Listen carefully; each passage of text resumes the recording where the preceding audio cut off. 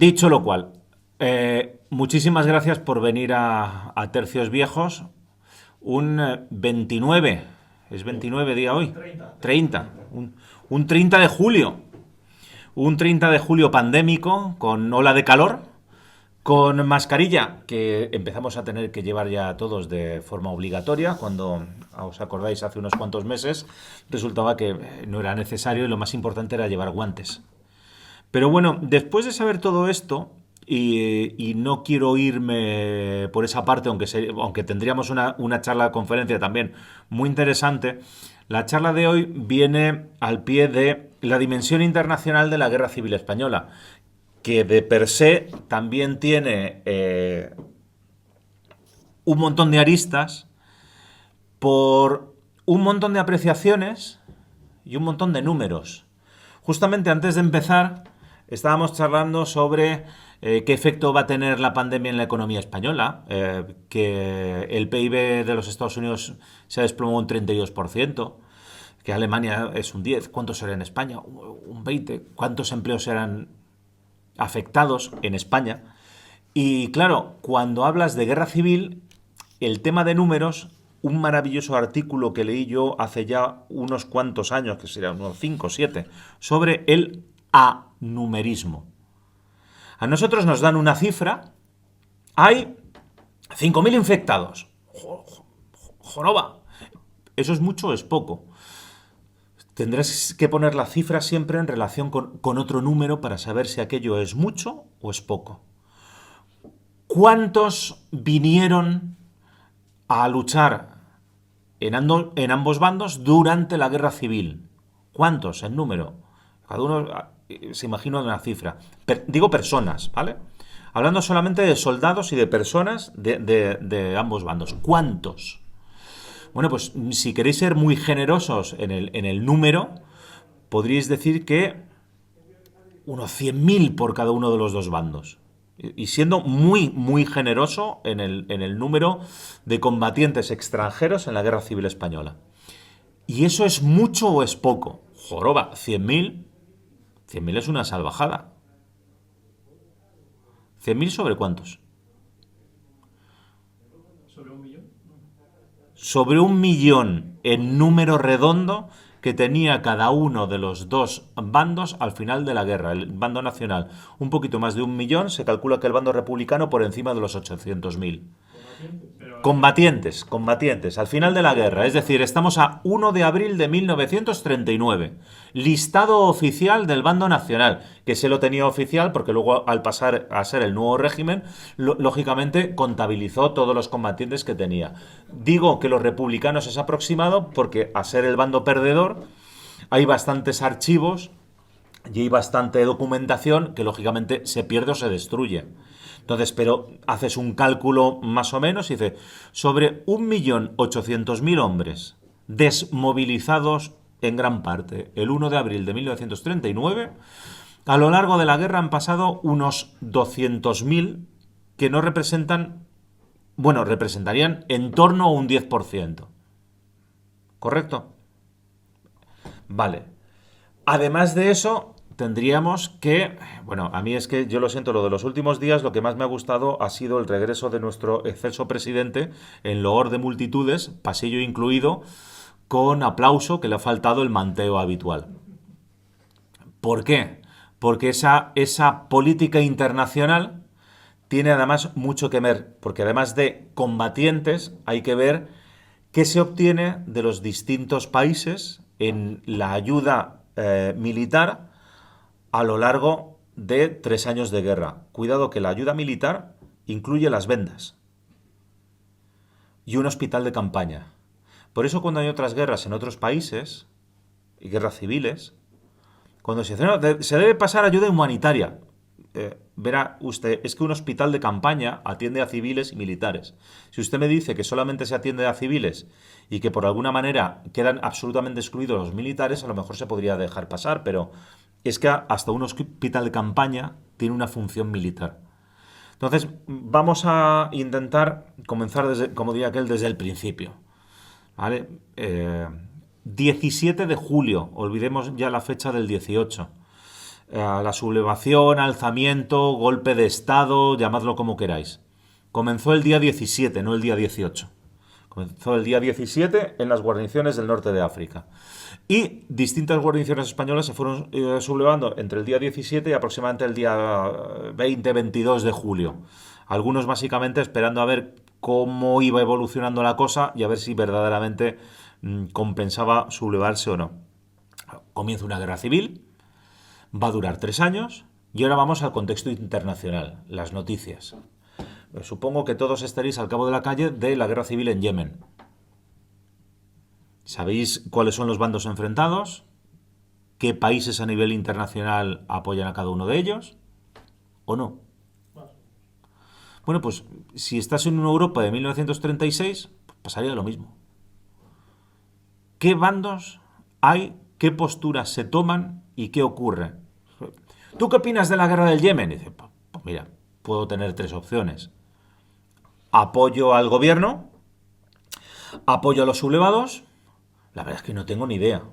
Entonces, partamos de la base que la inmensa mayoría de los europeos de 1936 no tenían ni idea de lo que pasaba en España, no les importaba nada lo que pasaba en España, y para ellos España era como para nosotros la guerra civil en Yemen. Algo que de vez en cuando salía en las noticias, pero no tenía una influencia sobre nuestro día a día.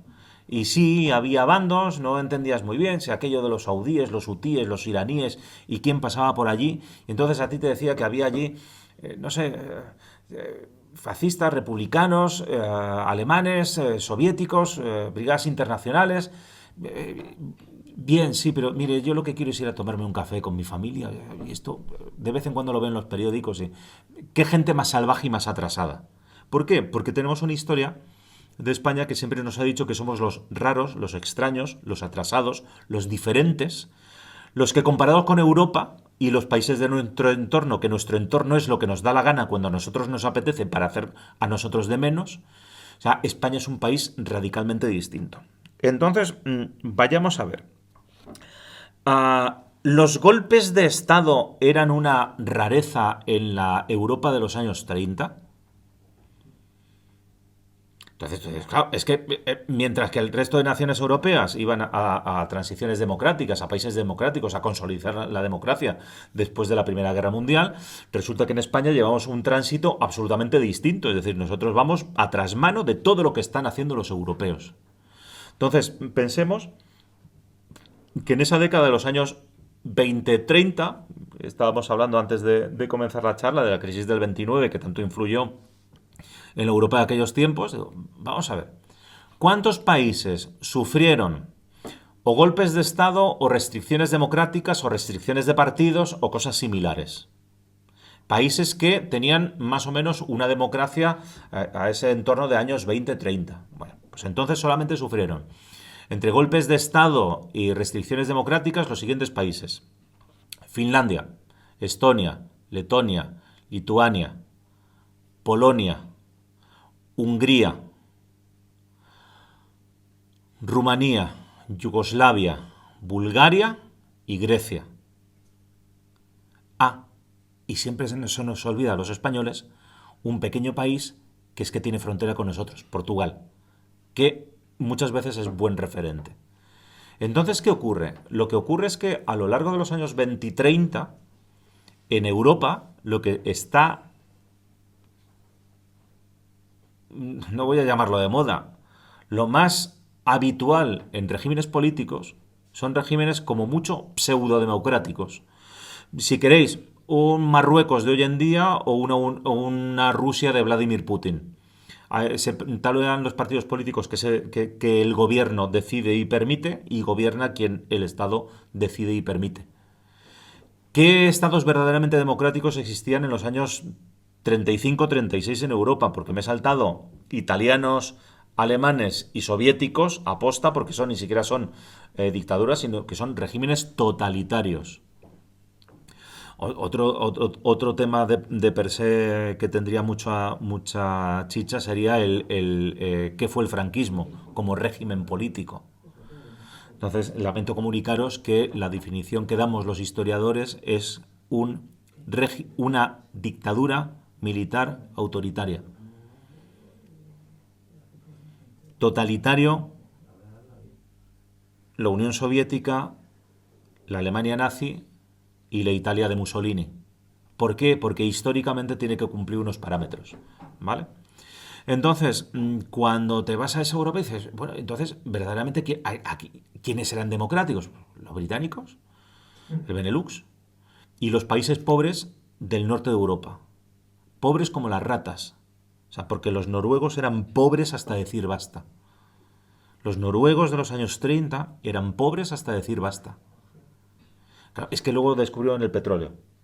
Igual que los cataríes, los cubaitíes y todos estos, que tenían camellos y pesca.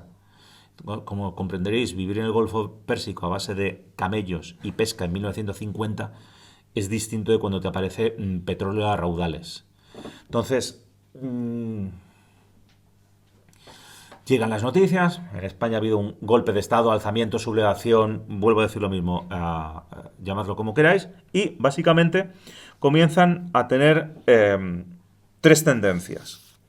Tres tendencias a nivel internacional de países o organizaciones, opinión pública, que existe eso de la opinión pública, que se posiciona a favor de unos o de otros.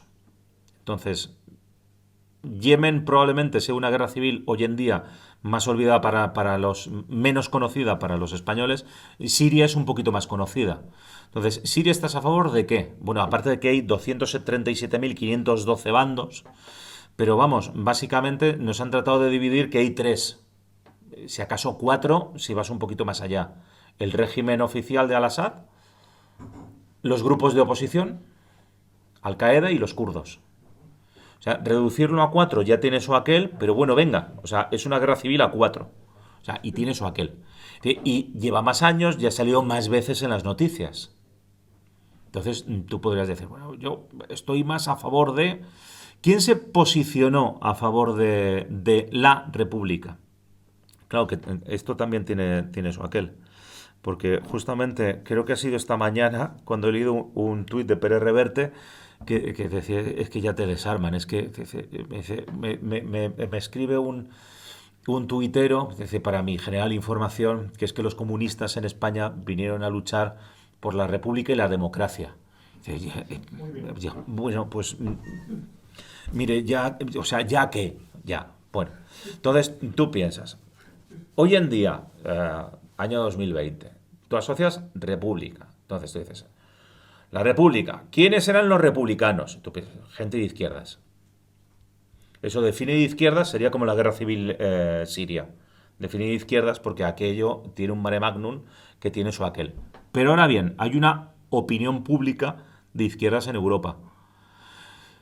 Y tiene ese mare magnum que me va desde la extremísima izquierda, que es el comunismo stalinista de aquellos tiempos, me da hasta personas de centro e izquierda, que lógicamente ven con mejores ojos eso de la república y la democracia. Y tengo además un grupo de intelectuales. Eso de los intelectuales está bastante lejos de nuestro ministro astronauta, pero bueno, intelectuales. Ernest Hemingway, George Orwell, Pablo Neruda, incluso podríamos meter a Frank Capra como fotógrafo. Entonces hay una... Pero si hoy en día es bastante lógico, es decir, si tú te vas a sectores como el mundo de las letras, el mundo del arte, las artes escénicas, es bastante más lógico que te encuentres con personas de mentalidad más de izquierdas. Si vas a unas fuerzas armadas o a una guardia civil, te podrás encontrar gente más conservadora. Entonces, si estoy hablando de un mundo de intelectuales en la Europa de los años 30, donde acaba de aparecer el modelo bolchevique y luego el modelo comunista, pues es bastante lógico que ese mundo de las letras intelectuales sean bastante más partidarios de apoyar a la República y, de hecho, el Guernica de Picasso, la celebración de un congreso internacional de intelectuales antifascistas en Valencia en el año 37. ¿Quién más? Pues, hombre, lógicamente los grupos de izquierdas. ¿Quiénes son los grupos de izquierdas? O sea, no hace falta ser afiliado, hace falta ser básicamente obrero, círculos obreros, círculos más de izquierdas en general. Em,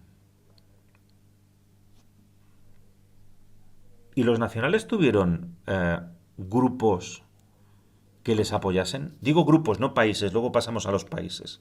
¿Vale? Grupos. ¿Quién podría apoyar a los nacionales, al bando nacional? Casi me está gustando más cada vez el término que utilizan los ingleses como nacionalistas, republicanos y nacionalistas. Sí, porque de hecho los nacionales se autotitulan nacionales, los republicanos, me parece muy bien el término republicanos porque en el fondo es intentar una continuidad, aunque unos términos políticos bastante distintos de lo que era la legalidad republicana del año 39, perdón, 36, pero bueno, ¿cómo les calificas? Porque claro, tampoco les puedes dar rojos y fachas. Entonces dices, ¿de qué manera puedo calificarlos históricamente para tratar de ser lo más aséptico posible? Y dices, pues tal vez lo más correcto sería llamarles republicanos y nacionalistas, ¿vale? Porque tampoco eran franquistas. O sea, porque si tratas de hacer un barrido de los distintos grupos políticos que apoyan al bando que se subleva, tendrías que hacer la primera purga. Es decir, hasta el 1 de octubre de 1936 Franco no encabeza nada.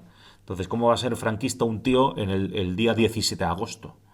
O sea, es bastante difícil y es bastante complicado. Entonces, pues bueno, lo de los términos también iría para otra parte. Bueno, pues a los nacionales ideológicamente en Europa les apoyó a alguien. Pues, sí, los círculos católicos.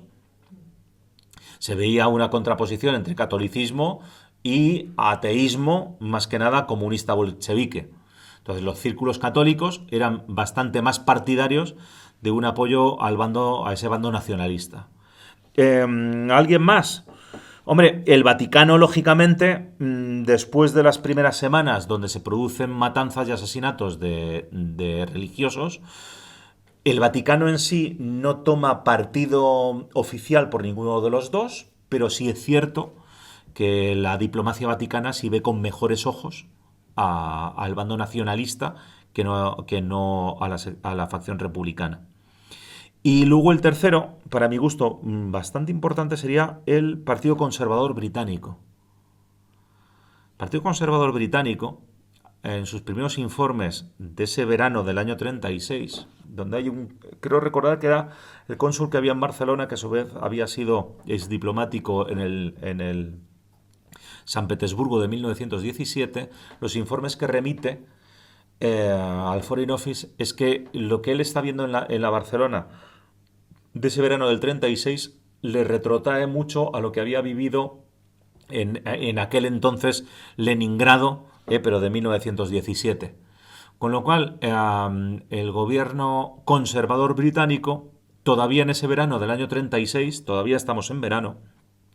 Por cierto, otra anotación. Hasta el 14 de agosto de 1936, 14 de agosto, prácticamente un mes después, no se toma la decisión del cambio de bandera en las tropas sublevadas. El cambio de bandera, lo siento mucho. Es que también hay otro historiador que ha sacado un libro hace poco, una tesis doctoral que además está premiada, Premio Extraordinario Miguel Artola de Estudios Contemporáneos sobre el reclutamiento en el bando nacional durante la Guerra Civil, que dice que hay que hacer un relato democrático.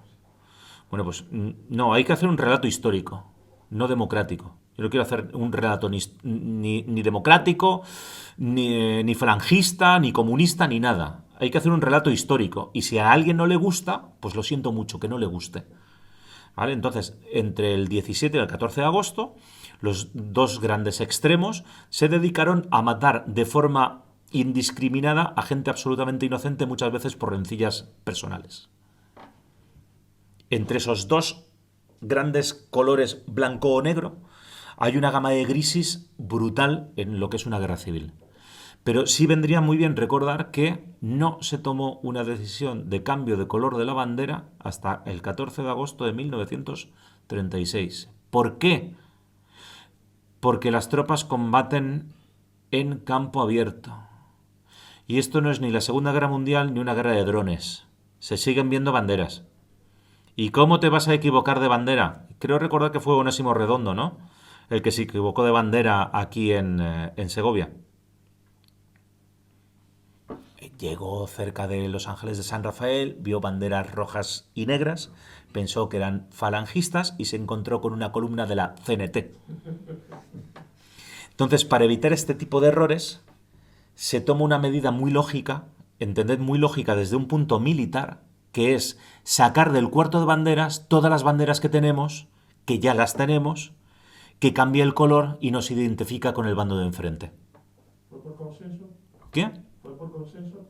¿Fue, perdona? Por consenso. Es decir, nos quedamos con la roja igual. Comenzó Queipo de Llano, o sea, porque la decisión se toma en Sevilla, y a partir de la decisión en Sevilla se va tomando un poco la decisión en todas partes de ir cambiando las banderas, y luego también porque gran parte de los sublevados son monárquicos, y entonces ahí sí es cierto que ellos consideran que es regresar a la bandera monárquica en lugar de la republicana, aunque en la Primera República la bandera sigue siendo en colores igual. Y en cuanto a la cruz de sangre de los aviones, ocurrió exactamente igual. Lo mismo. ¿Cómo vas a combatir con el mismo color de escarpela en los aviones si no sabes identificarlos?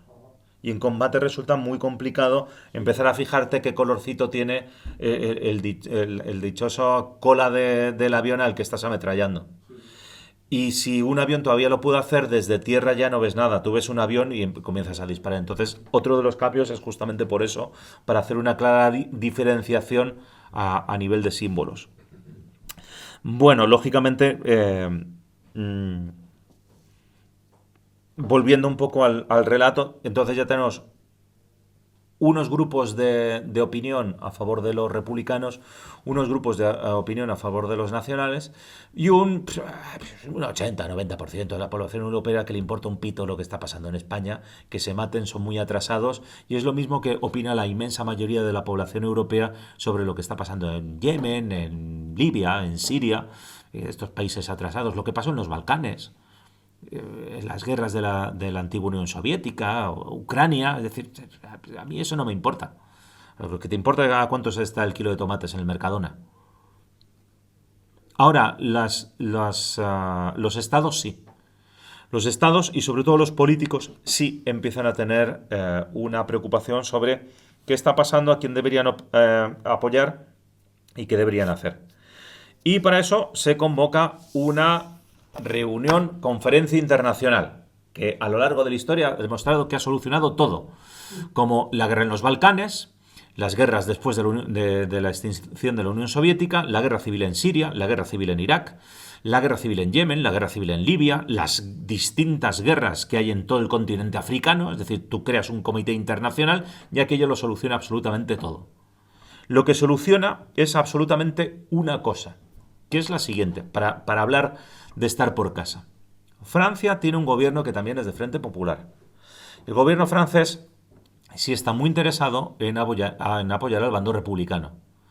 La razón también es fácil.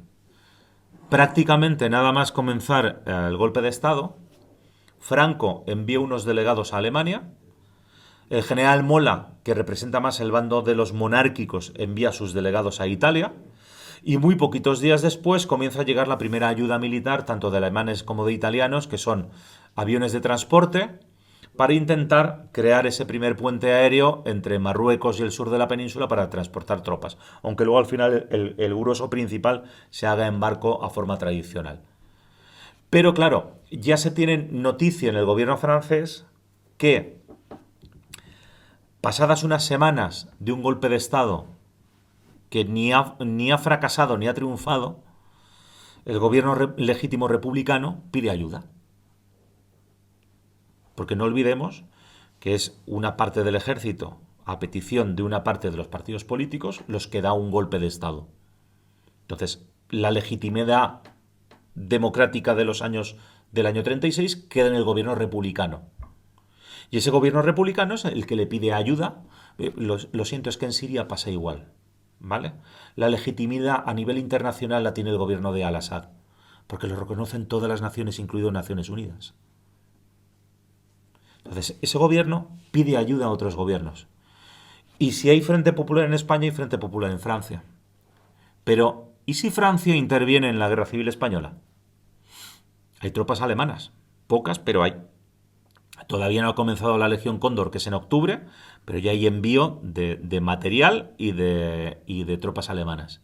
¿Y si por lo que ocurre en España pasamos a una guerra declarada entre Francia y Alemania? Pues entonces, lógicamente, el gobierno francés pregunta a sus grandes aliados, los británicos. Y, y los británicos les responden en un buen francés. Rien de rien.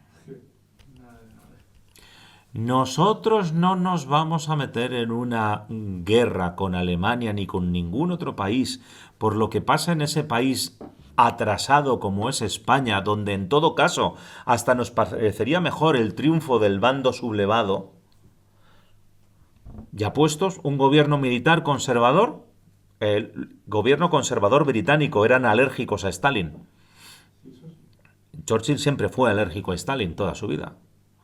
Con lo cual es, ¿para qué?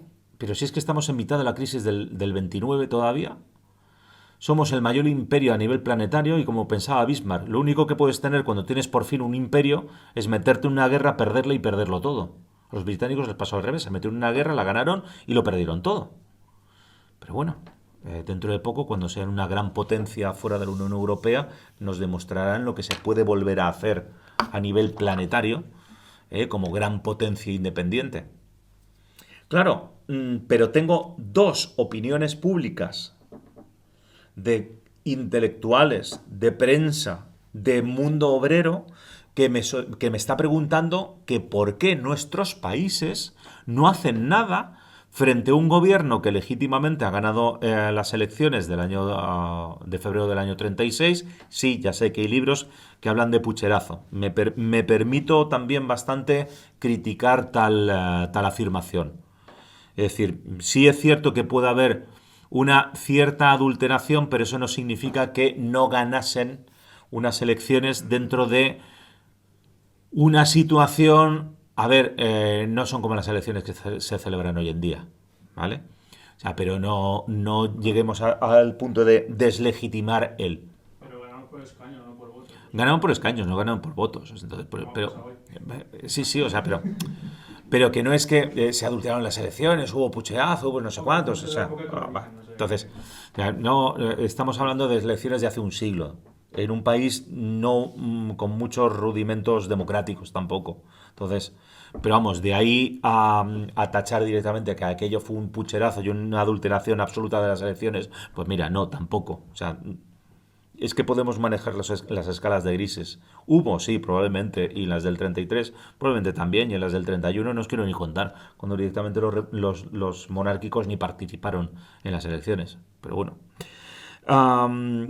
¿Y qué hacen estos dos grandes naciones? Crear un comité de no intervención, que se reúne en Londres. 27 países, donde prometen, juran y perjuran que no apoyarán militarmente a ninguno de los dos bandos. Uno de los dos. Firman todos. Lo cumplen de los 27. Venga, 24. ¿Qué tres no los cumplen? Alemanes, italianos y soviéticos. Pero han firmado. Pues entonces, no es justo. Bueno, lo que está pasando en Libia tampoco creo que sea muy justo. Pero hay un montón de países que han firmado un montón de cosas y luego hay otro grupo de países que se la saltan a la torera y el resto dice que sencillamente no puede hacer nada porque ellos sí han firmado un acuerdo. Y eso es lo que le dice el gobierno francés y el gobierno británico a su opinión pública.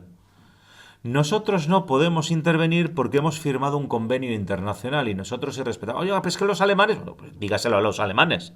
El gobierno británico ha firmado un acuerdo por el cual ni vendemos armas, ni intervenimos y además vigilamos las costas para que no haya un tráfico ilegal de armas con destino a ninguno de los dos bandos. Eso sí, como España no ha firmado el acuerdo, cualquier barco que lleve bandera española no puede ser inspeccionado por ninguna de las potencias que vigilan las costas, porque adulterarías los tratados internacionales de libre navegación. Es decir, no sirve para nada. Dime. ¿Y Estados Unidos? Creo que ni participa porque estaban en pleno aislamiento y también a lo suyo. Y luego lo que harán será vender petróleo a los nacionales. a través de la Standard Oil. ¿Y Portugal? Bueno, ¿Portugal no cuenta? Como siempre, ¿por qué? Porque eso pasa muy lejos, les importa muy poco y lo que les están comprando es petróleo. Entonces, ¿qué más da? ¿Y a buen precio o...? A buen precio, a buen precio. De hecho, la única refinería que había en España era en Tenerife. Entonces, el petróleo venía de Venezuela, donde la patente la tenía, o sea, los pozos lo tenía Standard Oil. Aprobaba los plazos de envío de crudo y entonces se refinaba aquí o si no se vendía directamente. Ahora, hay que tener otro... A ver, sin petróleo los cacharritos no se mueven. Es decir, sin petróleo no hay ni camiones, ni tanques, ni aviones, ni barcos. ¿Vale? Estupendo. Entonces, a Franco le apoyaron los americanos porque le vendían petróleo. Bueno, si la única refinería estaba en Tenerife, los republicanos refinaban su petróleo ¿dónde? ¿O lo sacaban de qué país? De la Unión Soviética, que también se pagaba muy bien, porque también es falso ese mito del oro de Moscú que fue robado, no sé qué. No. Los soviéticos se cobraron muy bien y de forma absolutamente detallada todas y cada una de las ayudas que enviaron al bando republicano. Pero cuando se mandó el oro, ¿se mandó con ese fin? Sí. No era para que los países mal de oro. Verás, aunque vamos a ir dando saltos, porque tampoco hace falta tener un relato muy allá, ¿vale? Firma el comité de no intervención. Y hay dos países que directamente se lo saltan, alemanes e italianos. El bando republicano se encuentra que no puede comprar armas en el mercado internacional salvo que sea a través de tratantes. De hecho, las primeras compras de material republicano en el extranjero es material de desguace en Checoslovaquia y en Polonia. Los polacos directamente les abrieron las puertas de lo que quedaba e iban a desguazar, sobre todo carros de combate FT-17 franceses. Le dijeron, si os sirve, os lo podéis llevar. Es decir, el valor militar que tenía aquello prácticamente nulo. Pero bueno, mejor que no tener nada, pues al menos tienes algo. Pero en el momento que se firma el convenio de no intervención, no hay ni un solo país que te venda armas. Ninguno. Y los alemanes y los italianos se la refanfunfla y no es que les vendan, se las ceden a crédito. Y luego, cuando venzas en tu guerra, luego esto ya me lo irás pagando. ¿Vale? O sea, te concedo los créditos de armas. Los soviéticos no hicieron eso. Stalin, que fue el único país que proporcionó armas al bando republicano, no lo hizo a crédito, lo hizo al contado. Al contado y, ojo, no con descuento.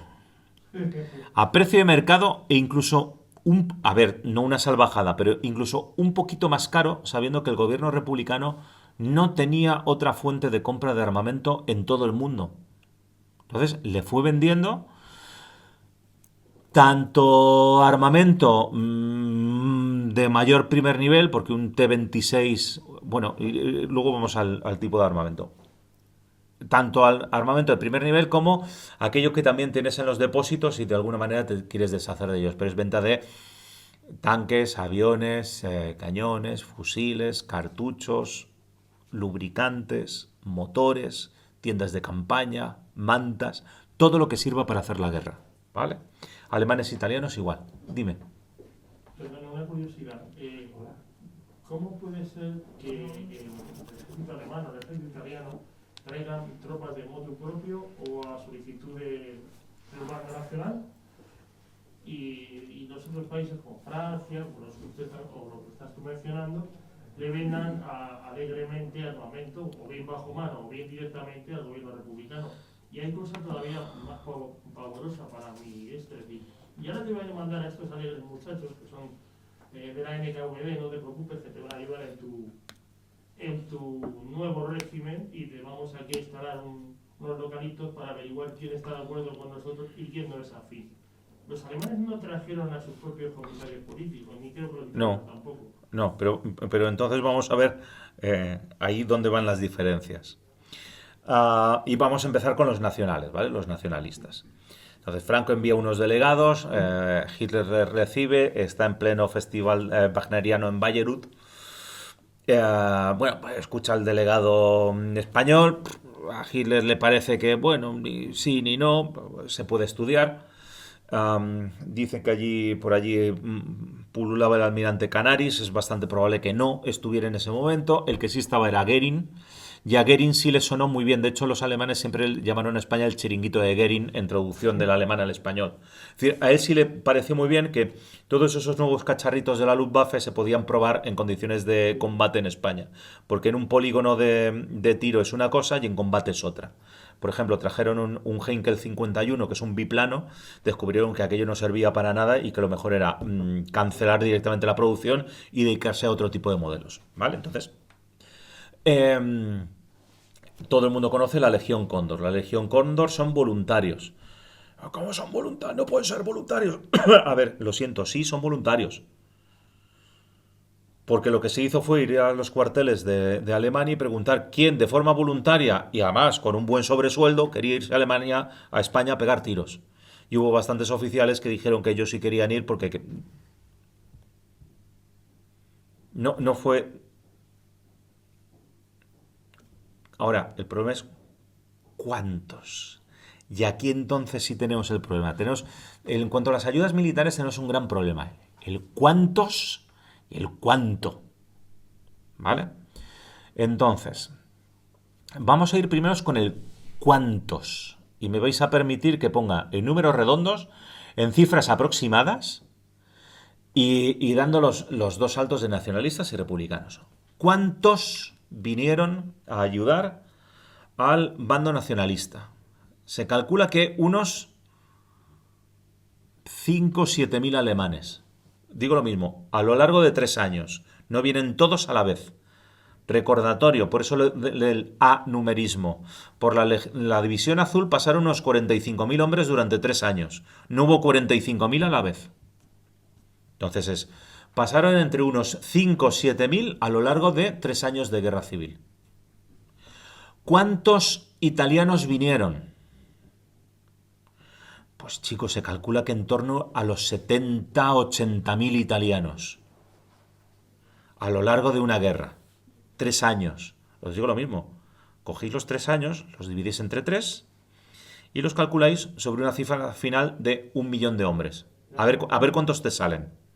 ¿Voluntarios los italianos? ¿Qué? ¿Voluntarios los italianos? Los italianos no, voluntarios no, porque directamente se trajo a la división Littorio del ejército regular italiano.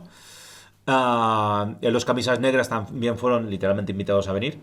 O sea, esos de voluntarios tenían nada, cero. Además de que la Fuerza Aérea Italiana y la Regia Marina, operando desde Italia, también intervinieron en la Guerra Civil Española. El bombardeo de Barcelona salió de Cerdeña, no salió de Baleares ni de ningún otro sitio. O sea, tenías capacidad. Tener en cuenta que hoy en día un avión norteamericano es capaz de despegar del Reino Unido, ser reabastecido en vuelo, llegar a Irak o a Afganistán, bombardear todo lo que le salga de las narices, regresar, ser reabastecido nuevamente en vuelo y regresar al Reino Unido. Eso hoy en día. En el año 36-39, pues salir desde la isla de Cerdeña a las costas de Levante ya era operativo para llegar y un regreso. ¿Quién más? ¿Vinieron más? Sí, claro, vinieron voluntarios. Pero al bando nacionalista vinieron voluntarios de otros países. Coña, pues sí. Vinieron irlandeses, pocos, unos 500. Vinieron portugueses. ¿Cuántos? Esa sí es la gran duda. 2, 5.000. Vinieron rumanos. 7, 10. Hay un monumento por los que... O sea, hay un monumento. Son los fundadores de la Guardia de Hierro, que era un partido de extrema derecha rumano de ese año 36, y murieron en los primeros combates en la batalla de la carretera de La Coruña en Majadahonda a finales del año 36. O sea, vinieron, sí, rusos del exilio, franceses católicos, o sea, en un número de un par de miles. ¿Los moros cuentan como ayuda extranjera? Claro. No regulares. No. A ver, ahí lo saco. Y lo saco por lo siguiente. Lo saco por lo siguiente. Porque yo en la Primera Guerra Mundial y en la Segunda Guerra Mundial no considero ni las tropas argelinas ni los tiradores senegaleses tropas extranjeras del ejército francés. Y a los australianos, tropas extranjeras que... Lo siento, es un protectorado. También son extranjeros. Entonces, eso de son mercenarios, ¿vale? Estupendo. Si los marroquíes son mercenarios, los brigadistas internacionales son mercenarios, con el título despectivo de la palabra. Entonces, catalogar a un brigadista internacional de mercenario me parece deleznable. Un brigadista no era mercenario por nada, no venía por la paga. Un marroquí sí se alistaba por la paga, pero no era un mercenario porque eran tropas indígenas de un protectorado que tenía España. Ahora, si queremos meter a los marroquíes, estupendo, me parece muy bien. 100, 120.000 a lo largo de la guerra, que es un número también considerable. Claro, pero es que entonces pasamos al tema troncal antes de ir a cuántos vinieron del bando republicano. Cuantos más viniesen, demuestra de forma clara que un bando ganó gracias a las ayudas internacionales porque no tenía el apoyo del pueblo. Porque si el pueblo... Claro, y entonces la pelea de los historiadores no es por el cuántos y cuánto, sino por el significado político, el relato democrático que queremos hacer del siglo XXI. Claro, es que los nacionalistas ganaron gracias a la cantidad de marroquíes que vinieron a España y las ayudas al bando nacionalista por parte de Italia y Alemania, que fueron muchísimo mayores que las que recibieron el bando republicano. Entonces, eso explica la derrota del bando republicano en la guerra civil. Claro, te pasa al bando republicano. ¿Quién ayudó y quién vino? ¿Cuántos? ¿Cuántos vinieron? ¿Y dónde? Bueno, vinieron hasta chinos. Creo que chinos hay un poquito más que rumanos. Pero vamos, vinieron a la par, ¿eh? Vinieron como, creo que hay entre 15 y 17 chinos que vinieron a España a pelear en el bando republicano. Pero hasta chinos vinieron. Sí, pero, a ver, es ¿cuántos? Entonces tú dices, lo mismo. O sea, es que los nazis, no digo que vinieron muchísimos más italianos, justamente porque no eran voluntarios. Entonces, estaba hablando en números redondos, me lo invento, pero ¿por qué? Porque además yo he tenido discusiones bizantinas sobre si eran 135 carros T-26B o 136. Entonces, porque hubiera uno más, digo, vete a la porra. Aparte de, luego cuando pasemos al tema de material, porque ahora estamos en el cuántos. Entonces, vamos a quedarnos con que, venga, vinieron unos 7.000 alemanes y unos 70.000 italianos, unos poquitos miles arriba, abajo, me da lo mismo, ¿vale? Pero la diferencia no es que llegaron 700.000 italianos, sino en torno por debajo de los 100.000. Dime. Perdóneme, una pregunta, bueno, es un poco off topic, pero cuando se cogía prisionero a un participante de estos que venían de extranjeros, ¿le aplicaba la Convención de Ginebra? Sí. ¿En ambos bandos? En ambos. Estamos en el siglo XX, no en el XIX. No cogemos a un, En la primera guerra carlista, cuando trincabas a un carlista o cuando trincabas a un gubernamental, lo fusilabas. Y si no lo fusilabas a él, fusilabas a su madre o a su esposa. Que es lo que hicieron con la madre de Cabrera y es lo que hizo Cabrera con las mujeres de los oficiales que tenía prisionero del bando liberal. Entonces, en el siglo XX y en la Guerra Civil Española, los combatientes de uniforme sí recibían el tratamiento de convenciones de Ginebra, tanto por parte de los republicanos como por parte de los nacionalistas. De hecho, en posguerra hubo un campamento para prisioneros extranjeros en Aranda de Duero, donde todos los que habían sido bando republicano y no tenían pasaporte español estaban allí a ver sus gobiernos qué quieren hacer con ellos. y si tenías la mala suerte de caer en manos de grupos anarquistas y no ejército o algo... Si tenías la mala suerte de caer en bandos de extrema derecha o de extrema izquierda, lo más probable es que te matasen a ti solamente por ser del otro bando o directamente asesinasen a una serie de personas, hombres, mujeres, niños o ancianos, y no tendrían ningún tipo de escrúpulo. Y me da igual que estés hablando de ciertas milicias paramilitares de segunda línea de la Falange o de cenetistas en la provincia de Badajoz. Me da igual. Estás hablando de ejércitos. Sí, Y cuando hablas de ejércitos, siempre hay una cosa que nos olvida mucho. Franco fue compañero de promoción del general Vicente Rojo. Vicente Rojo era conservador y católico. De hecho, a partir de los años 50 regresó a España. Eran compañeros de armas. Entonces, entre compañeros de armas y entre oficiales, siempre que no hubieras cometido delitos de sangre, es decir, de fusilar a 4 allí porque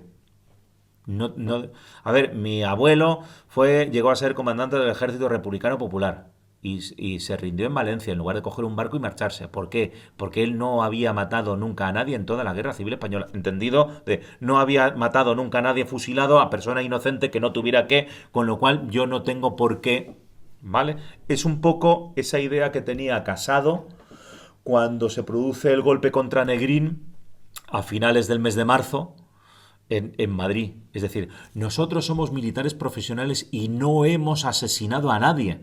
Ahora, si las turbas de tu partido y de tus milicianos habéis hecho salvajadas brutales, entonces no me extraña que no te quieras rendir y que quieras seguir la guerra como sea. Es decir, volver a leeros, por favor, una novela que os recomiendo mucho. Soldados de Salamina, de Javier Cercas. Pero la próxima vez que la leáis, por favor, leer el primer capítulo. El primer capítulo comienza con un crimen de guerra. Un asesinato en masa en un bosque catalán de un grupo de prisioneros sacados de Barcelona. Luego toda la historia va sobre ese miliciano que, persiguiendo uno que se libra del fusilamiento, cuando le encuentra, decide no asesinarle. Pero, por favor, volver a leer ese inicio de Soldados de Salamina. Comienza con un crimen de guerra. ¿Vale? Entonces, crímenes de guerra durante la Guerra Civil, a ver si la gente se acostumbra, que los de derechas y los de izquierdas cometieron, pero a tropel, pero a mansalva, pero hasta decir basta. Y entonces, en lugar de decir, los míos, los tuyos, porque... A ver si te acostumbras a que los grandes extremos mataron a gente en España, pero gente inocente, pero a la puerta de su casa con su familia delante, pero muchos no, muchísimos, sin ningún tipo de escrúpulo.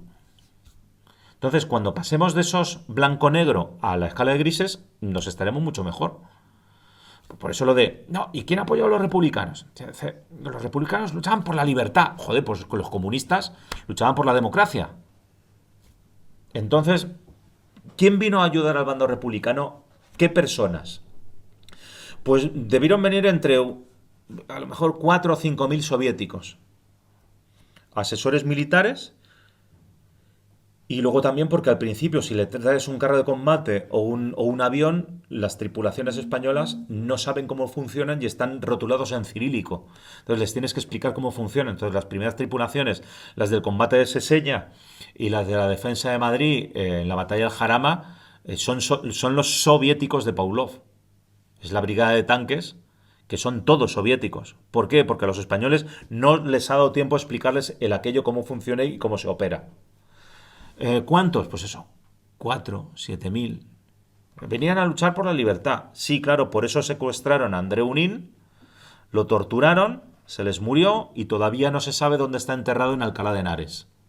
André Unín, que era el presidente del partido trotskista en España. En eso estuvo metido Orwell, ¿no? De hecho, se fue por eso. Entonces, claro, pero es que nuestra guerra civil, como es... 1, todavía es muy cercana. 2, sobre todo es muy ideológica. Todavía vamos con el... No, porque solamente los de un bando... A ver si os metéis ya en la mollera de una vez por todas de esa cabeza tan dura que tenéis, que los de un bando hicieron unas salvajadas brutales y los de otro bando también. Y que el número es muy gordo en cualquiera de los dos bandos. Y que si un bando hizo más... fue sencillamente porque venció en la guerra civil, conquistó más territorios y luego tuvo varios años para asentar el régimen. Pero si hubieras vivido en la Bulgaria o en la Rumanía de los años 40, 45 al año 50, me vas a querer contar en historia comparada a ver cuánta gente allí también tuvo que disfrutar de la maravillosa lucha por la democracia de los comunistas soviéticos. Ahora, lo que sí es cierto es que hay un grupo muy importante de voluntarios que son los brigadistas. Y eso sí, ¿cuántos brigadistas vinieron? No menos de 40.000, no más de 70.000. Pues pasa lo mismo, los números ahí te varían un poco. Luego, en cuanto si estamos hablando de números, no hay una grandísima diferencia entre qué cantidad de ayudas y voluntarios de personal vienen ni de un bando ni del otro. O sea, no es una desproporción ni de 2-1, ni de 5-1, ni de 100-1, sino que es prácticamente 1-3-1, 1-2-1, aproximadamente nos estamos moviendo por ahí. Si vamos ya en cuanto a las armas, entonces esto ya es el apocalipsis. Porque, claro, todo el mundo sabe que los alemanes trajeron sus famosos Panzer. Y claro, ¿qué vas a hacer frente a un Panzer alemán? Bueno, trajeron el Panzer I, que en mi pueblo se le llama tanqueta. O sea, mi abuelo servía en el regimiento de carros y a los carros de combate nunca los llamó carros de combate, siempre los llamó tanques. Entonces yo siempre los llamo tanques. Y aquello era tanqueta, traducción de tanqueta. Los dos principales vehículos blindados que trajeron sobre oruga, que trajeron los dos países que ayudaron al bando nacional, fueron el carro Veloce italiano, que literalmente le atizabas una patada con mucha saña y le abollabas el blindaje. Y luego tenías el Panzer I. Y ambos dos montaban una ametralladora de 7,92. Ametralladora. Tanqueta. Además, si te pones de pie, yo mido 1,75 m.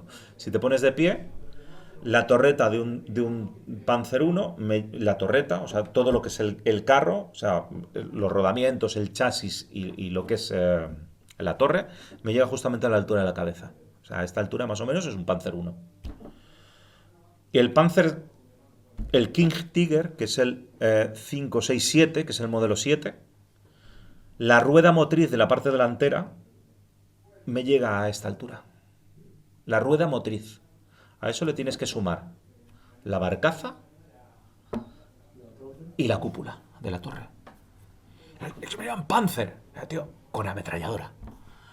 Pero es que eso era muchísimo mejor que los soviéticos, que eran los dos mejores tanques que pasaron por aquí. Siempre me equivoco si es el BT-5 o el BT-7, o sea, pero me da igual.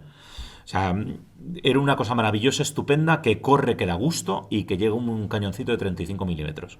Los otros ni tenían. ¿Él? Y pagaban 500 pesetas por capturarlo, así que tan malo no sería. 5.000 por el T-26. Por el T-26 ganabas la vida. De hecho, al final de la guerra había más vehículos blindados, casi del bando republicano, en el bando nacional que viceversa. ¿Por qué? Porque el T-26 lleva un cañoncito de 45 milímetros. A ver, si te acercabas a unos 100 metros, un Panzer I o un carro Veloce podía agujerear de lado el blindaje de un T-26, pero tenéis que acercar a 100 metros. Un 35 o 45 milímetros puedes pegar un pepinazo aproximadamente a ver, tampoco demasiado, con las ópticas de aquella época. 500, 1000 metros ya vas un poquito, como aquello se esté moviendo, no le atizas ni de broma. 500, 1000 metros, ¿vale? Entonces ¿cuántos? Pues chicos, volvemos a lo mismo. Es decir, el número y el volumen de tanques, aviones, ametralladoras, fusiles y cualquier cacharro que penséis que sirve para hacer la guerra, tanto en el bando nacionalista como en el bando republicano, arrojan unas cifras muy parecidas. Vuelvo a decir lo mismo. Es probable que el bando nacionalista recibiera un 1.3, 1.5, como mucho, más de cacharritos y suministros que sirvan para hacer la guerra, pero no mucho más, no fue un 10-1. Entonces, tratar de explicar de que el bando republicano perdió la guerra gracias a las ayudas de Alemania y de Italia, porque si no hubieran triunfado, es no tener ni media dioptría histórica para tratar de hacer ese supuesto relato democrático por el cual, a la República la abandonaron todos los regímenes democráticos de Europa que quedaban, todos, del primero al último, porque no les interesamos, porque no les importábamos, porque lo único que querían era no verse manchados o afectados por la Guerra Civil Española. El número total de voluntarios o no voluntarios o de personal que pasó por ambos bandos arroja unas cifras bastante similares. Digo lo mismo, o sea, en el momento que te vayas a un 10-1, oye, dime que sí, que aquello tiene una influencia muy grande. ¿Cuántos marroquíes había en el bando republicano? 5, 7, 12. ¿Por qué? Porque los marroquíes eran todos fascistas. No, tío, porque la sublevación en el protectorado es del bando nacional y entonces toda la recluta de voluntarios marroquíes te va directamente al bando nacional. Por cierto, en el desembarco del año 44 en el sur de Francia, y hasta su avance a Estrasburgo, el 80% de las tropas del general de Gaulle, el 80% son argelinos. A tal punto que a los pobres franceses les da tal cargo de conciencia, vamos a llamarlo, que haya tanto magrebí en su ejército que comienzan a un proceso de blanquizar sus tropas y empiezan a reclutar ya franceses en Francia y a licenciar a muchos argelinos, porque aquello no quedaba muy bien. Ahora, lo que sí es cierto es que, claro, ¿qué ocurre? Mirad, que a nivel de propaganda hay 3 grandes hitos sobre estas tropas. Una, la batalla de Guadalajara y los italianos. Los italianos vinieron y como fue un desastre, ya me olvido de los italianos a partir del año 37. Y sin embargo todavía la aportación que tienen las unidades italianas, el armamento italiano y la intervención italiana durante toda la guerra es muy importante. Otro, la Legión Cóndor, pero si eran 4 monos y 4 gatos. O sea, literalmente era para apoyar las grandes ofensivas, no operaban por separado, no tenían capacidad para ello. Y por el otro lado tenemos las brigadas internacionales, porque a nivel de propaganda, nunca mejor dicho, internacional, de opinión pública, el presentar que hay un montón de personas, que ahí sí, tienes un montón de personas que han dejado sus países, sus trabajos, y han venido a luchar porque lo que ellos entienden la libertad, te viene muy bien. ¿Quiénes eran las principales tropas de choque en una batalla, prácticamente en una de las grandes batallas de la Guerra Civil Española? Legionarios regulares, es decir, legionarios voluntarios, regulares moros, brigadistas y el apoyo técnico aéreo blindado te lo daban alemanes, italianos y soviéticos, porque España no tenía. O tenía muy poco. Hay una... No me acuerdo ahora mismo de qué general es, porque está haciendo un informe en el año 40 sobre la falta de medios que tiene el ejército español entonces, en el 39-40. Entonces hace una retrospectiva de cómo se combatía. Dice, es que no podíamos lanzar 2 ofensivas a la vez. Carecíamos de artillería. Y cuando lo concentrábamos toda la artillería que tenía el bando nacional en una única operación, lo que nos faltaba lo teníamos que paliar a base de la utilización de aviones, porque ni aún así nos daban los parámetros que nosotros como oficiales pensábamos que era lo básico para lanzar una ofensiva, lógicamente retrotrayéndonos a lo que se hacía en Primera Guerra Mundial. Entonces, ¿y por qué entonces los nacionales no lanzaban varias operaciones a la vez? Tío, porque no había medios. Y cuando se concentraban en una, hasta les faltaba. Si eso te vas a los republicanos, los republicanos es que les faltaba medios. Es que, además de faltarles medios, cogía el señor Pavlov y decía, yo no me muevo hasta que mi comisario político soviético no me dé la autorización para mover mis carros de combate. Mientras mi aja se tiraba de los pelos en Madrid diciendo que van a ocupar la capital. Y el tío está diciendo, no.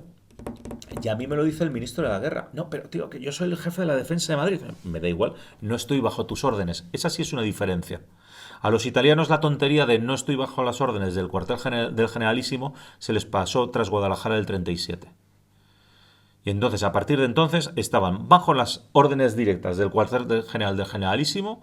Se despachó la mitad de las tropas por inútiles, porque sí, que lleves una camisa negra y seas fascista valeroso no significa que tengas ni media idea de cómo se hace la guerra. Y a partir de ahí, y al final de la guerra, todas las unidades de flechas negras, flechas azules, las tropas italianas, el 50% del personal es español. Eso sí, los mandos son italianos, pero el 50% de los soldados son españoles. Y muchos de los suboficiales. ¿Por qué? Porque los otros sí vienen de la campaña de Málaga, donde hay 4 milicianos literalmente desarrapados que no saben ni hacer nada, y los italianos vienen muy subidos a Guadalajara y se encuentran a su vez con los brigadistas internacionales, que sí saben de qué va. Pero claro, luego llega la batalla de Brunete, donde tiene unas pérdidas del 50 y unidades hasta del 80%. Entonces, la capacidad de regenerar esos voluntarios es muy difícil. ¿Vale? Dicho lo cual, ¿qué conclusiones se puede sacar o se debería sacar de las ayudas internacionales a ambos bandos durante la Guerra Civil Española? ¿Vale? Entonces, tampoco es muy complicado. Y esta sí es muy lógica. Las ayudas militares, para lo único que sirvieron fue para alargar la guerra. Los sirios hubieran terminado su guerra civil hace 6 años si los distintos estados interesados no hubieran estado vendiendo armas y prestando apoyo militar a ambos bandos. ¿Por qué? Porque nos hubiéramos quedado sin petróleo, y sin petróleo no hay ni barcos, ni aviones, ni tanques, ni camiones. ¿Teníamos capacidad de construir algo? Sí, claro. Armamento ligero. Pues entonces hubiéramos terminado en una guerra a base de algún tiro de cañón, fusilería y granadas. Pero no hubiéramos llegado a más. Luego, sí es cierto, esa ayuda a ambos bandos lo que lleva es a un alargamiento de la guerra que se va a 3 años. En lugar de a lo mejor un final de verano, como mucho final de año, es que no hubiera aguantado demasiado más. Más cosas para lo que sirvió la Guerra Civil Española, para que Francia y el Reino Unido no se vieran mezclados en un supuesto de guerra europea. De hecho, en el año 38, durante la batalla del Ebro, se produce el incidente de los Sudetes, Conferencia de Múnich. Una de las opciones que se tenía era, una de las opciones del Estado Mayor nacionalista era, en vez de responder al ataque en el Ebro, hacer un movimiento de flanco por la frontera francesa. Se desecha por 2 razones. Una, por política, porque tropas españolas en la frontera española, francesa, cuando se está negociando en Múnich lo que pasa en los Sudetes, Checoslovaquia, estando Francia por en medio, no era muy adecuado cuando además acaba de volver al Frente Popular al gobierno francés. La segunda, por mera perspectiva militar. El ejército español, hasta el año 36, se crió siguiendo la doctrina militar del ejército francés, no de ningún otro. ¿Quién ganó la Primera Guerra Mundial? ¿Los alemanes? Pues entonces cualquier cosa que hubiera hecho un alemán está mal, porque perdieron la guerra. Los británicos eran muy pocos. Y, desde un punto de vista, era sobre todo una gran potencia marítima. ¿Quién tenía el mejor ejército? El francés. ¿Más colonias? El francés. ¿Con quién compartíamos colonias? Con los franceses. ¿Quién ganó la Primera Guerra Mundial? Los franceses. ¿A dónde enviamos una delegación militar? A los franceses. ¿Quién era amigo de Franco? Petén. Luego, la doctrina militar de 1938 decía que donde te ataquen, respondes. Eso del punto de equilibrio, buscar el punto donde tú puedes romper el frente enemigo. Entonces, si te atacan en un punto, significa que el otro Estado Mayor ha considerado que ese es el punto y tú tienes que responder en el mismo punto. Total, si Franco y Vicente Rojo hacían los trabajos de Estado Mayor los dos juntos, bueno, de la academia, que eran compañeros de mesa, estudiaron lo mismo. Luego, si el uno hace uno, el otro responde de la misma manera. Es decir, si estudiáis operaciones militares de la Guerra Civil Española, no descubriréis ni una sola operación que sea digna de estudio en ninguna academia militar a nivel mundial, ni por ser un gran avance estratégico, ni por ser un gran desastre estratégico. Básicamente fue una guerra de desgaste modelo Primera Guerra Mundial. A ver quién se desgastaba más, y habría que mirar más razones a lo mejor políticas que no tanto militares sobre quién de los dos venció. Más cosas, y aquí yo creo que sí vamos al punto básico. No se puede entender la Segunda Guerra Mundial sin la Guerra Civil Española. Y ahí hay dos momentos básicos. Son octubre del 36 y agosto del 39. ¿Qué pasó en octubre del 36? Que dos países que se miraban con gran recelo, que eran casi pseudoenemigos, que tenían opciones internacionales prácticamente diametralmente opuestas, firman un acuerdo de alianza, y son Alemania e Italia. Cuando Alemania, en primer lugar, en el año 35, intenta anexionarse a Austria, quien le pone las divisiones en la frontera es Mussolini, no son los franceses.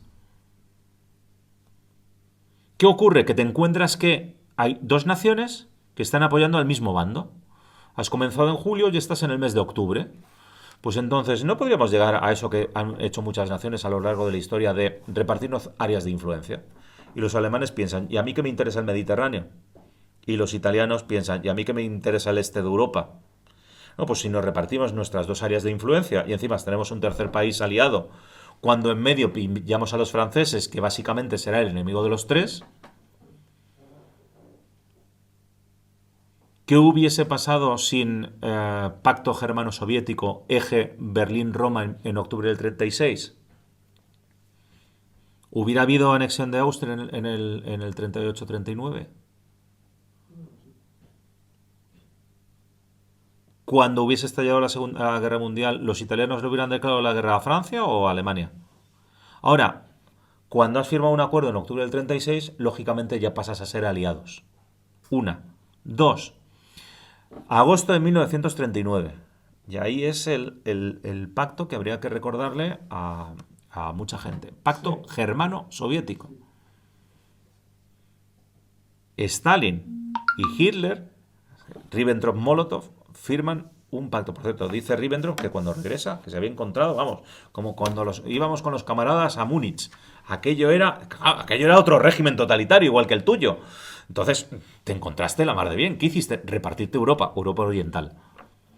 Y entonces los soviéticos dijeron, yo quiero recuperar, vale, estupendo. Los alemanes, no, nosotros pretendemos tal, nos volvemos a repartir nuestras áreas de influencia.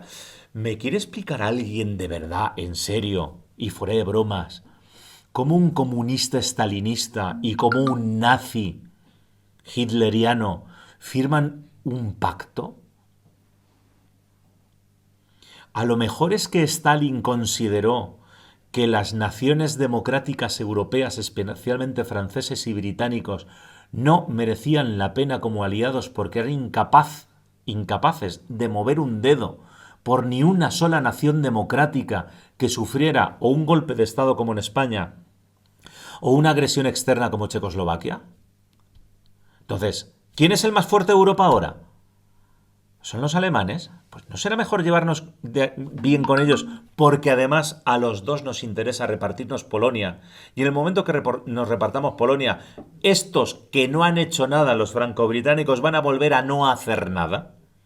Y entre medias los soviéticos se meriendan Estonia, Letonia, Lituania, un tercio de Polonia, Moldavia y la Rutenia rumana, a los rumanos los húngaros les trincan la Transilvania, le declaras la guerra a los finlandeses, mientras que los británicos están callados como muertos porque bastante tienen con tener una guerra con los alemanes y luego a partir de junio del 40 con los italianos.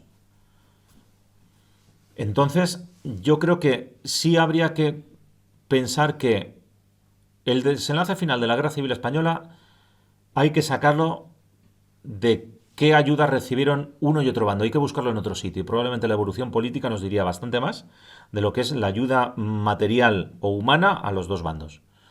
Dos, que si hubo ayuda a ambos bandos, lo que supuso fue un alargamiento de la guerra. Tres, que sin la Guerra Civil Española no hubiera habido esa alianza y ese eje Berlín-Roma de cara a la Segunda Guerra Mundial. Es una lástima porque los alemanes a lo mejor hasta podrían haber hecho cualquier otra cosa de no haber tenido a los italianos, pero eso ya daría por otra charla-conferencia.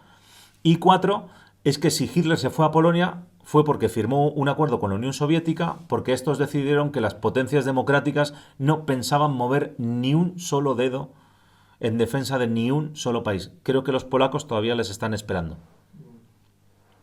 Y yo por mi parte, en principio, hasta aquí, recomendaros, eso sí, este libro. Antes había otro que era el de Lucas Molina y César Manrique de Armas de la Guerra Civil Española. A la hora de ver cuántas armas llegaron de qué. Este es por ser el último, es el más completo. Y entonces os vuelvo a decir lo mismo. Tú no puedes contar tanques o aviones en número. Recibieron 57 cazas y 89 tanques. ¿De qué modelo? ¿Qué coche tenéis? ¿Cuánto corre? No, los Ferrari de competición de Fórmula 1 hoy en día tampoco es que corran mucho, pero bueno, un poquito más corren. También es un coche. Tiene 4 ruedas, motor.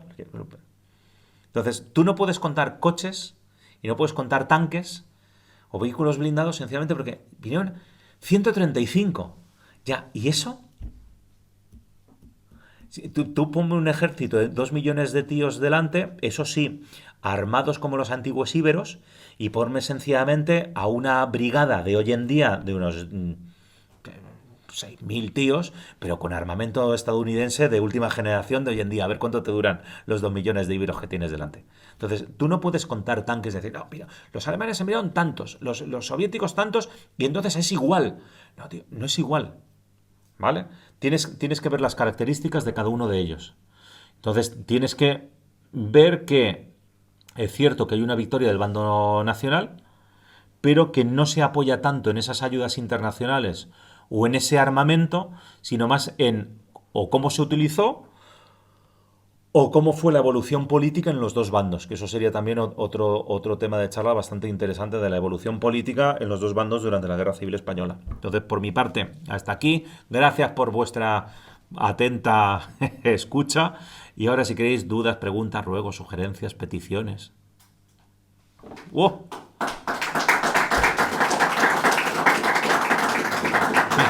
El aplauso también se agradece. Vamos a empezar por aquí, ya que... Alex. ¿Es verdad que en la Guerra Civil se inventó el cóctel Molotov? ¿Sí? ¿Se inventó el cóctel Molotov? No lo tengo muy claro.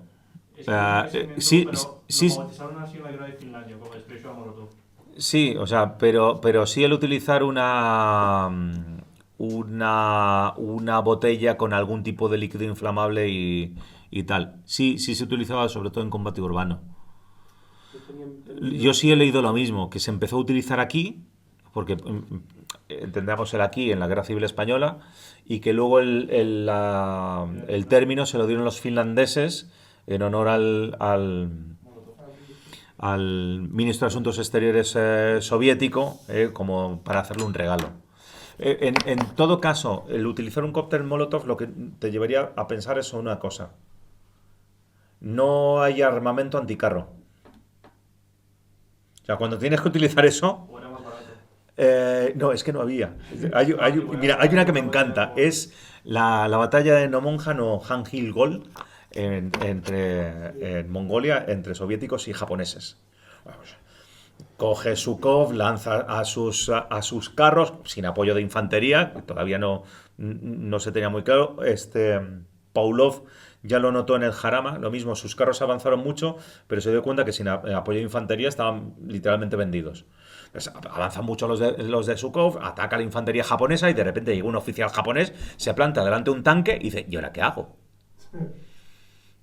Le atacó a golpe de sable. Sacó el sable, se subió, luego héroe en el Japón, pero o sea, no tenía ni una granada. Entonces es esa falta de medios. Entonces, en la Guerra Civil Española lo que ves mucho es esa condenada falta de medios para acometer cualquier tipo de operación casi de envergadura antes del año 38. Es decir, vas parcheando un poco, te tienes que inventar esta serie de cosas. Vamos, es casi como si le tiras una sábana por encima al observador del tanque para que al menos no vea. O sea, es que poca cosa puedes hacer. Decía antes que de la importación de armas por parte de la República, que básicamente venía de la Unión Soviética. Sí. Yo también tenía entendido que se importó desde México, pero no tengo idea de en qué cantidad, qué calidad, etcétera. Pues, si me Poca cantidad y muy mala calidad. Poca cantidad, sobre todo fusiles, ametralladoras y cartuchos. Muy mala calidad, no creo que el ejército mexicano tuviera precisamente unos excedentes armamentísticos para vender o ceder. Aquí en países también se vendió, o se compró hasta el Comité de Intervención donde se pudo. Se compró en Checoslovaquia, en Polonia, en Hungría, en Bélgica. Bueno, General Mola compró en Bélgica también. Eh, en Estados Unidos, es decir, en Francia. Lo que ocurre es que en el momento que se firma el convenio de no intervención, ya no se puede acceder a los mercados internacionales. Entonces, el gobierno republicano lo único que puede hacer es comprar en la Unión Soviética. ¿De qué calidad era el armamento soviético? Un poco variopinto, depende de cómo lo quieras ver. ¿Aviones? Sí, últimos modelos. ¿Carros de combate? Bastante buenos, pero no te traes las últimas novedades. Los alemanes tampoco. Los alemanes en el año 39 ya tienen Panzer 4 y aquí lo que tienen es Panzer 1. Tampoco te... En aviación sí, pero se traen pocas unidades. Más que nada para probarlos en combate. O sea, no porque el volumen sea muy grande. Se dice lo mismo. ¿Cuándo fue la primera vez que se utilizó un cañón de 88 milímetros como cañón antitanque? Dice, pues en la Guerra Civil Española. Pues probablemente porque no habría otra cosa. Los antitanques que teníamos eran los nacionales, eran el PAC 36 y los republicanos tenían una versión del PAC 36, pero transformados con ellos en versión de 45 milímetros y con ruedas de madera. Porque además era la patente alemana. Entonces, ¿cuántos había? 4 contados. Entonces, tirabas de cóctel Molotov. Entonces, ¿se compró? Sí, muy variopinto, muy poco, de muy mala calidad, en general de muy mala calidad. Y por eso, si nos queremos ir a ver verdaderamente armamento un poquito de primera línea, tendríamos que ir a ver a alemanes, italianos y soviéticos. El resto o son muy pocas unidades o es que es una calidad muy mala. A mí se me ocurre que en un sistema como el que había en la Unión Soviética era conocido por toda la intelectualidad europea, en este caso los que apoyaban a la República, y eran muy conocidos las tremendas destrozos que habían ocurrido en lo que es la Guerra Civil Rusa, o en este caso soviética, y lo que posteriormente se quería implementar en España, con la existencia de mucha gente, eso hay que decirlo. ¿Cómo eso no se impidió? Yo el otro día, me quedé flasheado, porque yo había escuchado lo que era una chica. Mi flash fue al ver una foto muy pequeñita, recuadrada, y que me decía Cine Europa. Dice, esto era una checa, y te ponía la foto de la chica. Y digo, coño, si en ese cine he estado yo. Y en una chica, o sea, todo, entonces las cosas te empiezan a cuadrar a partir de que ves las cosas. Una imagen vale más que 1000 palabras. Pues cuando todo eso se sabe y se sabía por parte de mucha intelectualidad, ¿cómo es posible que determinadas ideas se compren y se vendan tan fácilmente a una opinión pública distorsionadas y se quieren implementar aquí? Pasamos a la parte más política más que en vez de militar. Pero entonces vayamos, como diría mi querido amigo Jack el Destripador, vayamos por partes. Sí, pero una última cosa y acabo. Y hay un individuo que de verdad me gusta muchísimo, que es el señor Molotov, que es capaz de entenderse en el 39 con Hitler. Perdón, ¿cuándo fue lo de...? Agosto del 39. El reparto de Polonia fue en el 39, efectivamente. Pero antes se habían entendido porque los alemanes se entrenaban en la Unión Soviética. Había campos de aviación alemanes en la Unión Soviética porque los alemanes no tenían posibilidad de crear una Luftwaffe por el Tratado de Versalles. Y tanques también se entrenaron ahí. Y tanques, efectivamente. Pero es que ya, a más, y es lo que me gusta de este señor, es que cogió, y en el 45 cogió al señor Roosevelt, con una sonrisa, les abrazó igual que al señor Churchill y dijo, vamos a entendernos otra vez. Y no tuvieron ningún empalago. Con lo cual, son viejas historias que se venden una y otra vez, y aquí determinada intelectualidad la introdujo, y actualmente se siguen comprando esas historias maravillosamente. Verás, es que las guerras, como diría aquel, parafraseando, son asuntos que se sustancian por las armas entre personas que se conocen y la solucionan personas que no se han visto nunca jamás. Porque todos los políticos han visto, todos los diplomáticos, los jefes de Estado, los de gobierno. Entonces, ¿qué ocurre? Me estás hablando, por ejemplo, de las checas. Vale, pues entonces vamos a blancos y negros. Yo creo que precisamente la represión en el bando nacional durante la Guerra Civil Española tampoco es que se quede atrás. Y de posguerra, mucho menos. Entonces, ¿qué estás vendiendo? Pues algo que te vendía la Revolución Francesa. Libertad.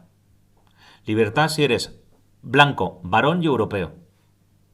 Porque yo creo que la Revolución Francesa no abolió la esclavitud, no le dio el voto a las mujeres. Por cierto, George Washington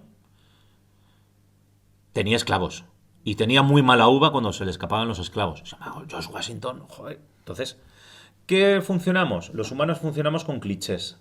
Entonces, funcionamos con unos clichés donde la propaganda, desde finales del 19, funciona muy bien. Y hay gente que lo ha utilizado muy bien, la propaganda. Entonces, la propaganda era, por eso el tuit a reverte. Los comunistas venían a luchar por la democracia. Pero, a ver, que no me lo está diciendo un tío en 1936 en un artículo de periódico, que me está escribiendo un ser humano que es capaz de aporrear un teclado en el año 2020. Y es que de verdad se lo cree, por supuesto. Y hay gente que se cree que en Venezuela se vive muy bien. Sí, Por supuesto. O sea, me da igual, pero es que hay 4 que se lo creen. no, cuando vive muy bien. No, y también hay 4 que se lo creen. Entonces, cuando te llegan los soviéticos, a ver, es que en 1936 lo que te enseña la Unión Soviética es propaganda. Entonces, lo que te enseña, cuando hay visitas, es como alguien que quiere ir hoy en día a Corea del Norte. Es un régimen totalitario. Llevas un traductor, llevas un miembro del partido que literalmente es del contraespionaje, van y te enseñan lo que ellos desean y quieren, y luego te haces pues las purgas de Moscú. Y usted, no, yo he conspirado contra la Unión Soviética un montón. Y dice, pero lo está diciendo en público y su abogado, y frente a prensa internacional. Ya, claro, lo que no te cuentan es que anteriormente le han torturado y al menos no se les ha muerto. ¿Vale? Entonces, tú cuando vas a una guerra civil, y claro, el problema es que, veréis, hasta el siglo XVIII la gente se solía matar por 2 razones. Casi hasta el XVII. Hasta el XVII se solía matar por religión. Y especialmente a partir del XVII y el XVIII solo se mataba por el rey. Ni por el Estado, ni por los ciudadanos, ni por los súbditos, ni nada. Te matabas por el rey. Porque de eso además eras profesional. Entonces tú arrasabas aquello por la conquista. A partir del siglo X, finales del XVIII y del XIX, hemos evolucionado mucho. Nos matamos por ideologías políticas, que es algo parecido a las religiones. Mi ideología política es superior a la tuya. Entonces tenemos más derecho. Somos mejores. La gente viviría mejor con nosotros. Y lo malo es que hoy en día un ser humano normal dice que como mucho eso haces un tuit o depositas un voto. En los años 30 la gente cogía un fusil y se iba a pegar tiros. Y aún así, y siempre digo, el problema, por ejemplo, del terrorismo de ETA, ahora que nuestro pobre... ¿cómo lo han llamado? ¿Qué he dicho yo? Han estado a punto de cambiarme el canal de televisión. Porque he hecho... exdirigente histórico. Y digo yo, asesino terrorista. Vamos a ver, el problema no es que haya un tío que sea capaz de poner una bomba, sino que encima se lo crea. Que crea que lo que está haciendo es lo justo. Vale, hoy en día las personas que piensan eso son muy pocas. Pero en los años 30 había muchas personas que pensaban que lo que estaban haciendo era muy justo. Y que matar a otras personas era muy justo. Y que no tenían ningún tipo de empacho en asesinar a otras personas porque pensaban que de alguna manera era justo. Entonces, cuando aprendamos a ver la historia desde aquella perspectiva histórica, no desde la nuestra de hoy en día, consideremos que en los años 30 había gente... Mira, hay una foto de Hitler en los Sudetes que es brutal. Hitler saludando a unos niños en los Sudetes y ves a los 2 niños arios en los Sudetes checos, es decir, un sitio bastante civilizado para los cánones europeos de finales de los años 30, ves a los 2 niños descalzos. Si ves eso, tú piensa cómo vivía un rumano de la misma época, y si te quieres ir más para allá, piensa cómo vive un tío en Uzbekistán. Y tú, un señor de esa época y de esa mentalidad, le dices que coger un fusil, matar gente o directamente trocearle es una cosa, algo atroz. No, estoy construyendo un mundo mejor, porque el mío es un asco. Y los tienes de un lado y los tienes del otro. Entonces, hay otra que es maravillosa, ¿no? Es para enmarcarla. Lo de Himmler con arcadas tras ver, tras ver una corrida de toros en Madrid en octubre de 1940. No me jorobes. ¡Qué salvajismo! O sea, el tío que te organiza los campos de exterminio tiene mal cuerpo porque va a haber una corrida de toros. Entonces, no. Y luego hay otra gente que es que, aunque no lo queramos aceptar, hay gente que literalmente es mala. Que es mala. Y antiguamente había mucha más gente que hoy en día calificaríamos de mala porque sus parámetros sociales o sus leyes eran radicalmente distintas.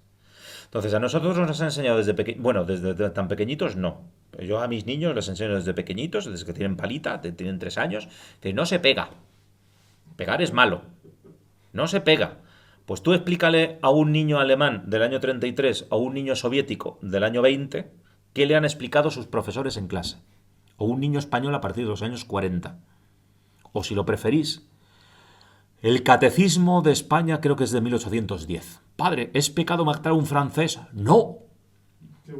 El Catecismo.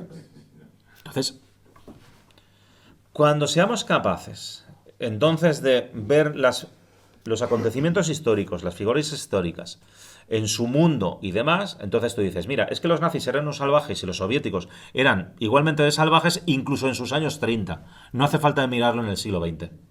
¿Vale? Incluso en los años 30 eran un rebaño de salvajes que habían perdido el norte y la cabeza. Lo que tendrías que estudiar es por qué.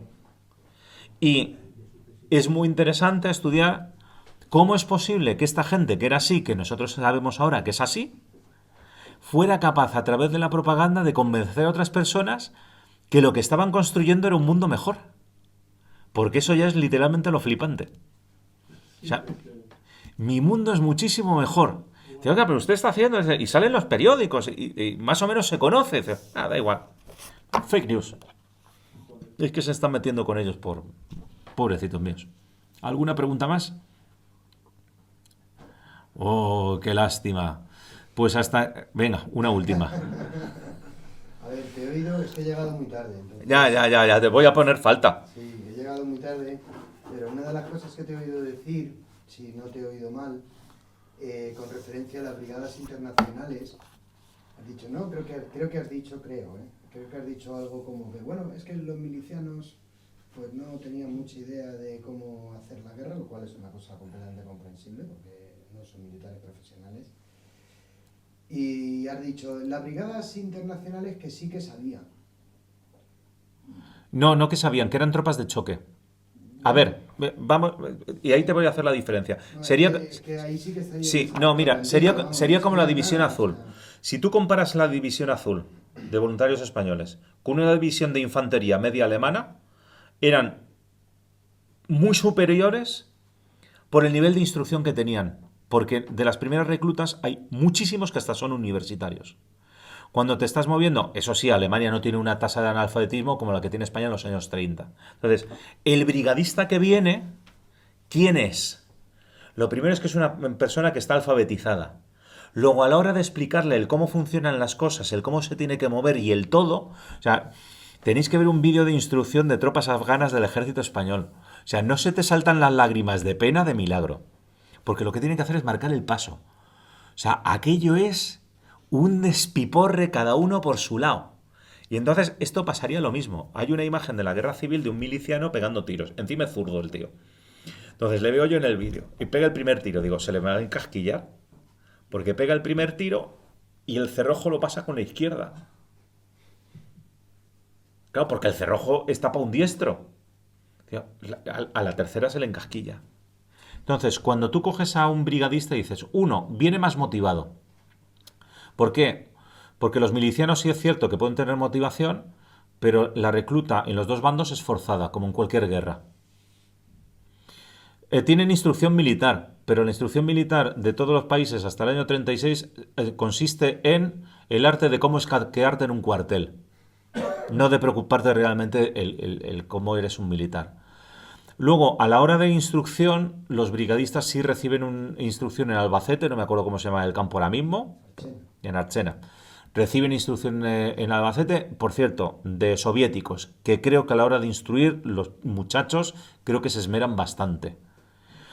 Y luego, para rematar, ese nivel de instrucción que les hace que sean capaces de... Mira, había un general, se llamaba Vicente Guarner, catalanista.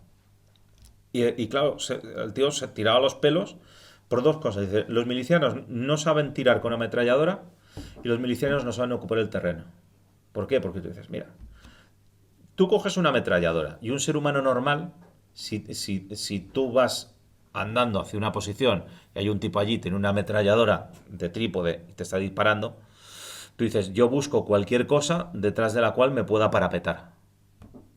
Pues, si hay una valla, estupendo, pero si sencillamente hay una ondulación del terreno, pues me cubro detrás de la ondulación del terreno, así no me pueden matar. Estás muerto.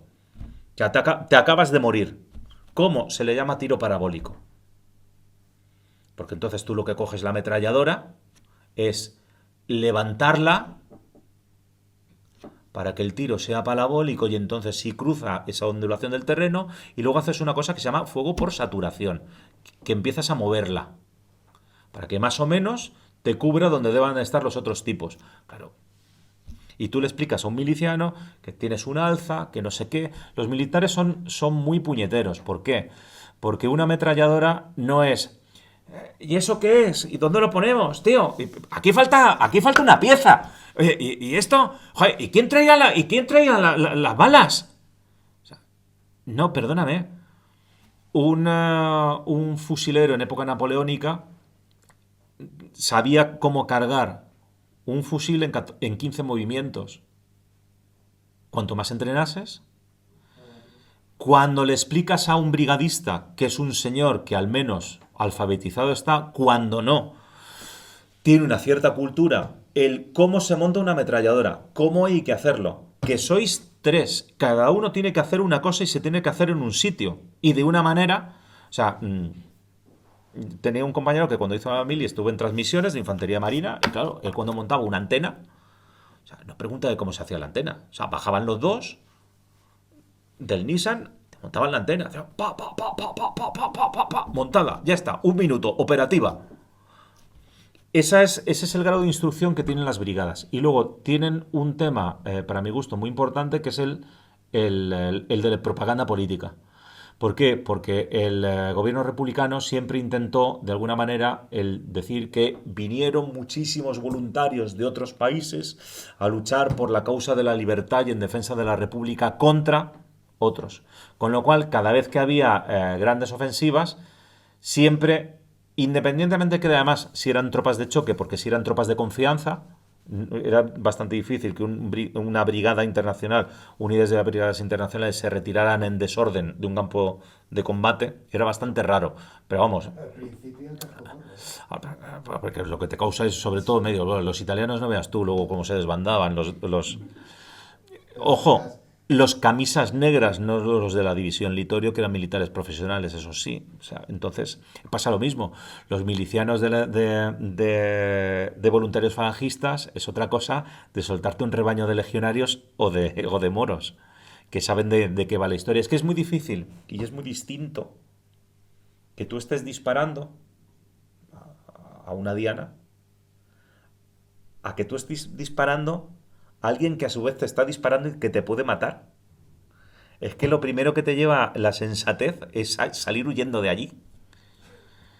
Eso sería lo lógico. Entonces, por eso, el nivel con respecto al propio ejército republicano, las brigadas internacionales sí tienen un nivel de instrucción y de entrada en combate superior a lo que es la media del bando republicano. Por ejemplo, un regimiento que siempre dio bastante buenos resultados es el 5º Regimiento de los comunistas, por lo mismo.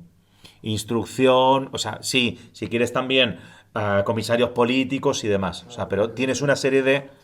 No, yo te lo digo porque, a ver, es un punto de vista mío, ¿eh?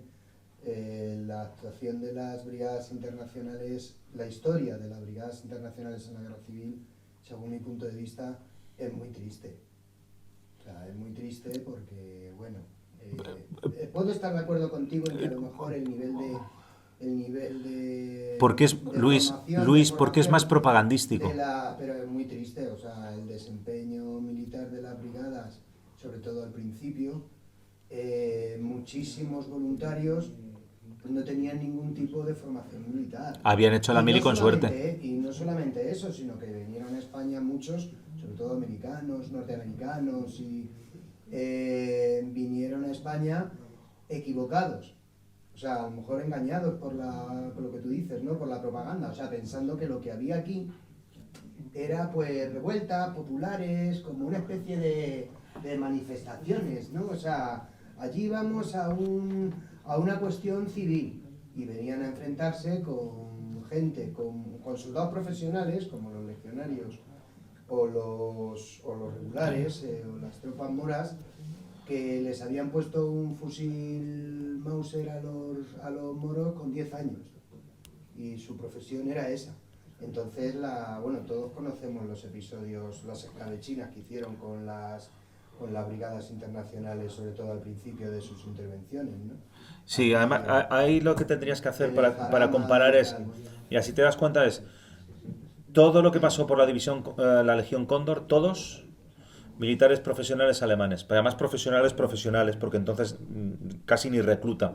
O sea, comenzó el servicio militar obligatorio en el 35, entonces lo que viene a España directamente, toda la Legión Cóndor son profesionales y de bastantes años.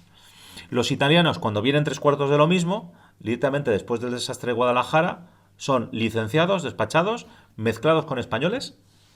Dejo los mandos italianos y dejo también algún tipo de mando español. Entonces, sí es cierto, pero más que nada es propaganda. Entonces, te viene muy bien. Pero vamos, ¿alguna pregunta más? Pues entonces damos por finalizado y esta vez lamento deciros que no hay avisos parroquiales. Desgraciadamente mañana será nuestro último día abiertos antes de la vuelta en septiembre. Eso sí, no sé si tendréis que venir con mascarilla, con burka o con traje de buzo, porque al paso que vamos. Pero lo dicho, que paséis buen verano. Nosotros en agosto descansamos y, bueno, salvo la última semana.